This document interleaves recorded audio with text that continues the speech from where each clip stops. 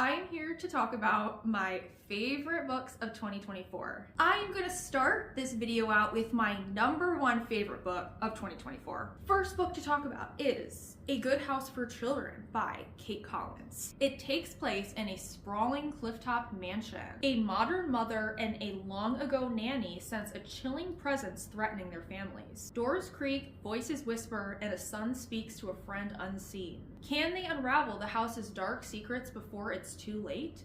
What this book reminded me of is a mixture of the television shows The Haunting of Hill House and The Haunting of Bly Manor. There was so much creepy tension building and characters starting to slowly unravel. I really love reading about characters who are slowly losing their touch with reality. I feel like I can relate to them, and so I find them very interesting. It's told in split timelines. So there's a present day and then there's a past timeline. The past portion, that was a bit boring at times. Eventually it gets more interesting. It takes some time to get there, and I'm really glad I didn't DNF this book, even though in the past I might have at that point. So that's why I'm questioning my whole DNFing model. Like, do I need to give every single book a full shot to the end? Like, I'm starting to think I do, because what if I had DNF'd this book and it was my favorite book of the year? What if I had DNF'd it? Like, what if I have DNF'd my favorite book of the year in past years? Now I'm afraid of DNFing again. Okay, so this book takes a while to get going, but the second half picks up a lot. Even though the portions that are set in the past, I did at a certain point, finally, I was like hanging on by every word. By 80% into this book, I felt like I was totally immersed in the story, and I actually ended up having a nightmare about a haunted house very similar to the one in the book, which was really scary and hasn't happened to me since I read The Haunting of Hill House. That is it. That is why this is my favorite book of 2024, because I literally had a dream about it while reading it. I never have dreams about the books I'm reading. Like, do you guys? Do you ever have a dream about the book you're reading? The only other time I can ever remember that ever happening to me was with The Haunting of Hill House, which is my favorite book. That's the mark of a good horror book, that you actually have nightmares. Oh my God, this book actually gave me nightmares. It legitimately gave me a nightmare. And you guys are gonna read this and be like, that's not scary. Like, what is she talking about? And I'm not saying that this book is like knock your socks off scary. It's not. But some of the atmosphere is creepy, and if you're a person like me who's extremely afraid of ghosts and haunted houses, that's why I love haunted house books so much, because they scare me so much. Yes, true mark of a good horror book. It gave me nightmares. Okay, so at the end, in my review, I said, the writing at the end was phenomenal. This is one of those books where it starts out so slow and with a lot of exposition that I almost quit. I almost DNF'd this one. But the ending was so poignant, well written, and atmospheric that it made up for the slow start, and I couldn't rate it any less than a full 5 stars. So yeah, I really love this book. It was my favorite book of 2024, so if you don't watch any further in this video, I'm glad I gave you at least one recommendation. After A Good House for Children, the rest of the books in this video are in no particular order, okay? So the rest of these are all favorites of the year, but I don't have them ranked. I'm not like going in order from here on out. My next favorite book of the year is Things Have Gotten Worse Since We Last Spoke by LaRocca. This book is very, very, very wild. Very wild. Sadomasochism, obsession, death.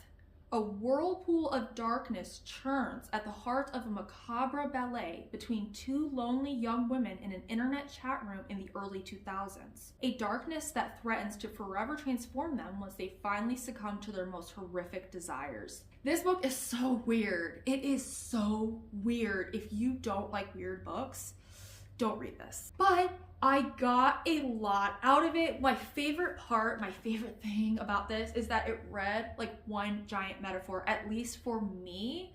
I really didn't take much of it at face value, which I don't know if you're supposed to, but to me, this book, I was thinking everything was a metaphor for something else. So it read like, to me, it read like a giant poem. I felt like this book was a code that I needed to crack.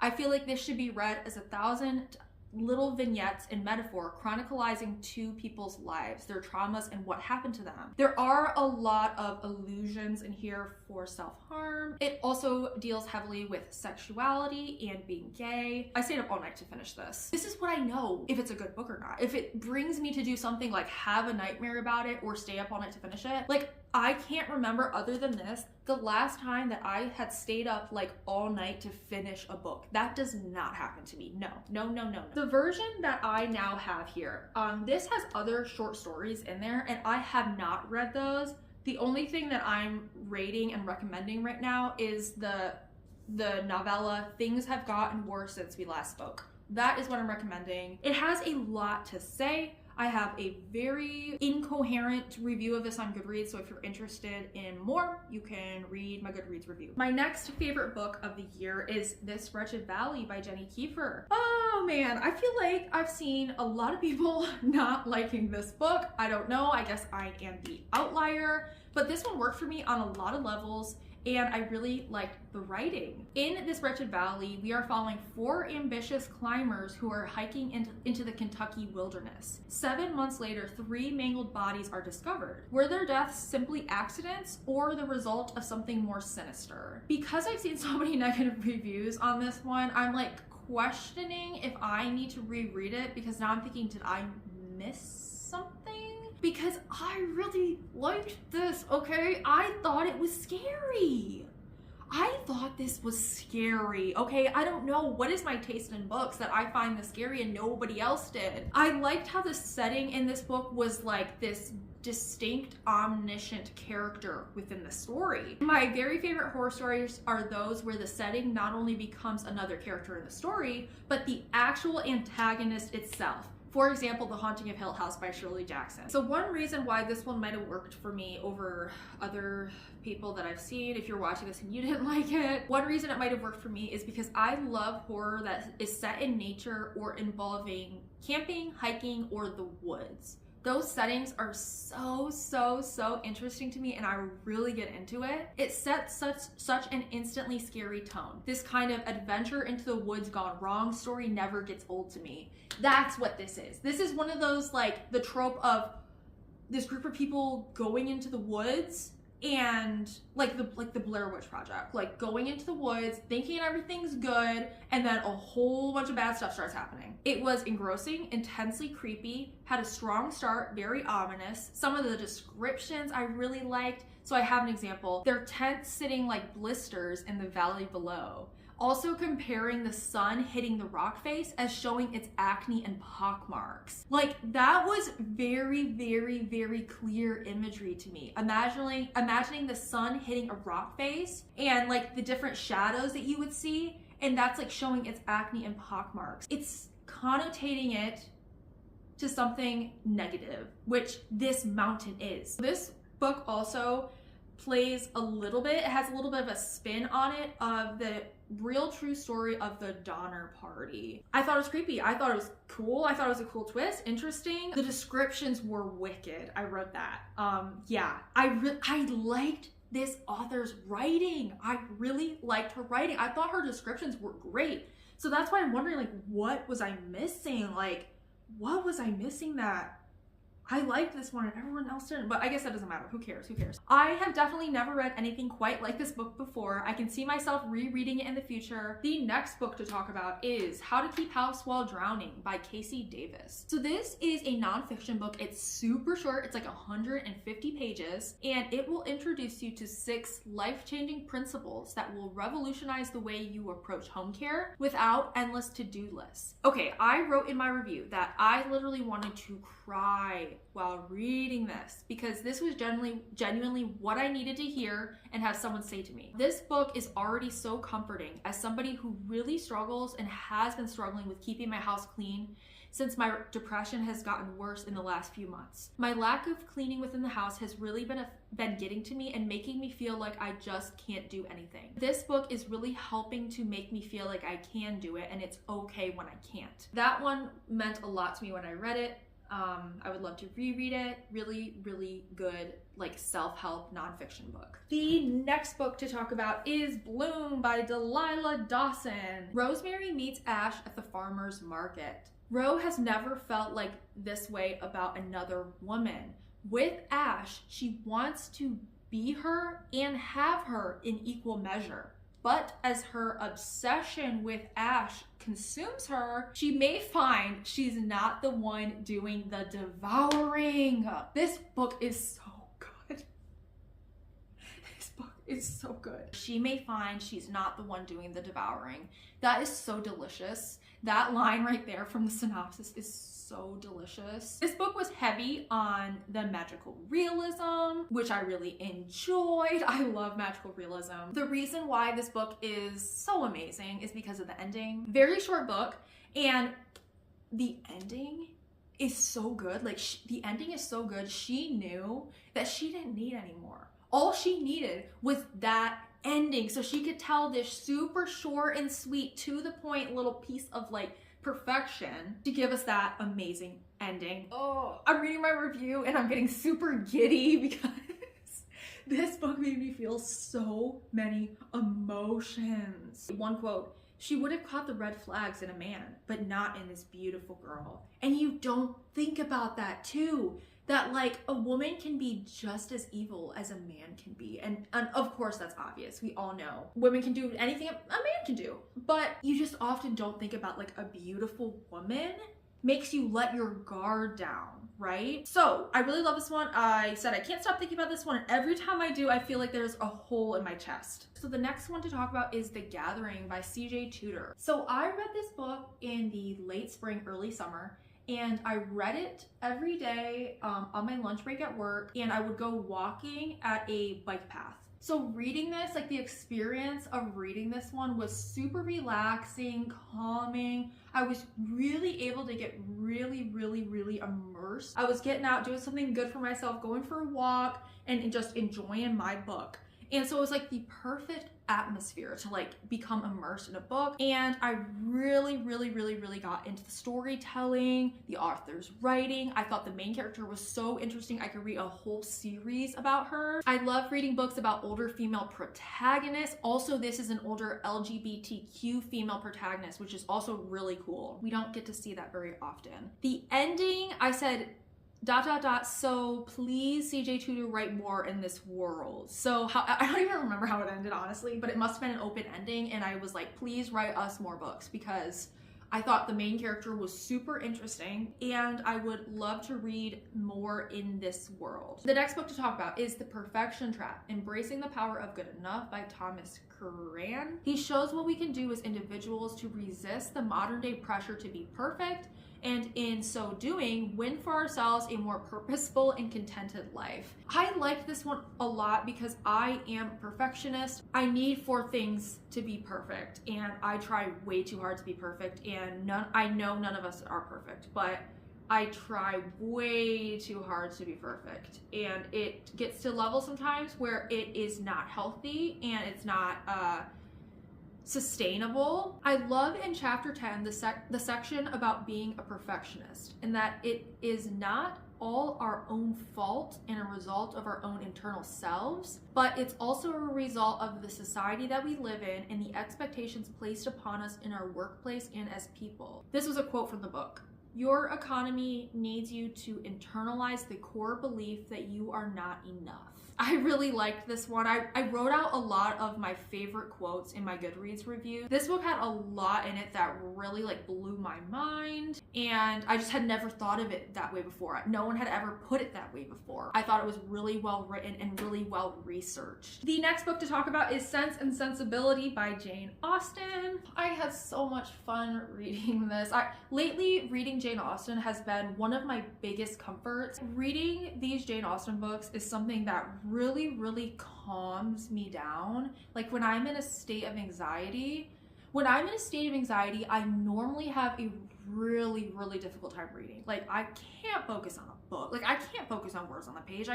I'm anxious, you know? Like I can keep my mind straight, or on what's going on. These Jane Austen books that I've been reading have seriously been like calming me, and actually I've been able to pay attention to them, and like I've wanted to read for prolonged periods of time, and I've wanted to read them physically as well. So I really love Sense and Sensibility. I said this was the most calming and enjoyable read, witty, heartfelt, and a perfect ending. This brought me so much happiness. Yeah, I really like the characters, and I really love watching adaptations of the Jane Austen, all of her books. There's not, like, all of them. I watch all the adaptations. Like, Sense and Sensibility has like 4 different ones I've watched. We just got home from the library before this, where I had placed a hold on another version of Northanger Abbey, because I just love watching the different adaptations. Like, I'm so obsessed with that right now. That's like what I watch all day. I just love watching the different adaptations and like comparing them to the books. So I really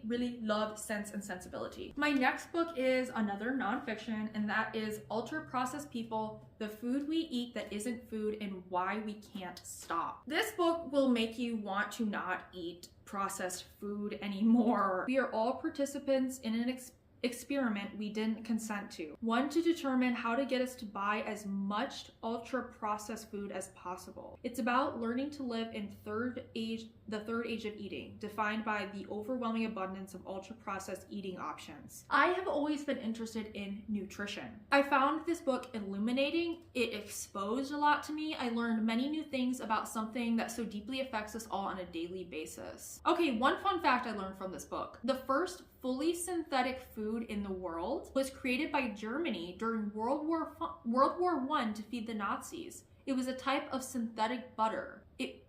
Oh my God, it was tested on people in concentration camps. That is horrible.